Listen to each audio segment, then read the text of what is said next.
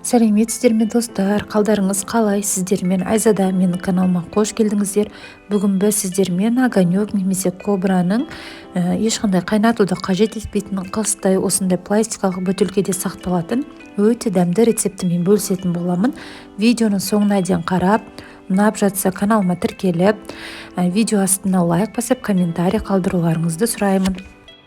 Алдымен көкөністердің барлығын жуып тазалап алатын боламыз. Ең алдымен қызанақтан бастаймыз. Мен бұл жерде 3 килограмм қызанақ қолдандым және менде 3,5 литрдей кобра шықты. Нақты мөлшерін және керек заттарды видеоның астында описание бөлімінде қалдыратын боламын. Достар, сіздер маған әлі тіркелмеген, жаңадан келген оқырман болсаңыздар, каналыма тіркеліп қойыңыздар. Арнамнан міндетті түрде өздеріңізге ұнайтын рецепт табатындарыңыз сөзсіз.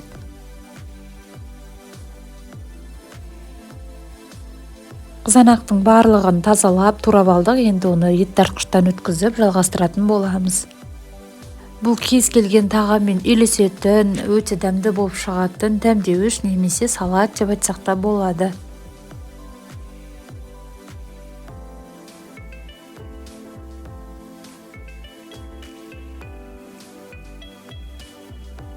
Қызанақтың барлығын тартып болдық. Енді кезекте ашты бұрыш пен сарымсақты тартатын боламыз. Ашты бұрыштың мөлшерін өз қалауларыңызша жасаңыздар. Қаншалықты ашты болғанын қалайсыздар, ашты бұрышты соншалықты көбірек қосатын боласыздар. Көріп тұрғандарыңызда ешқандай қиындығы жоқ. Барлығын ет тартқыштан өткізесіздер де араластырып қоя салсаңыздар болғаны, одан кейін тек пластик бөтелкелерге құя салатын боласыздар.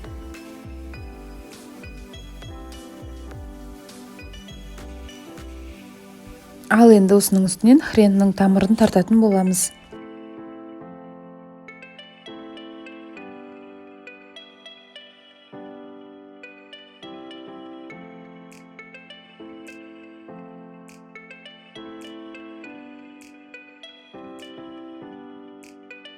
Керек заттардың барлығын жақсылап тартып алдық. Енді қызанақтың үстінен саламыз. Тұз салуды ұмытпаймыз. Жақсылап араластырып, бір аптаға көлеңке салқын жерге қоятын боламыз.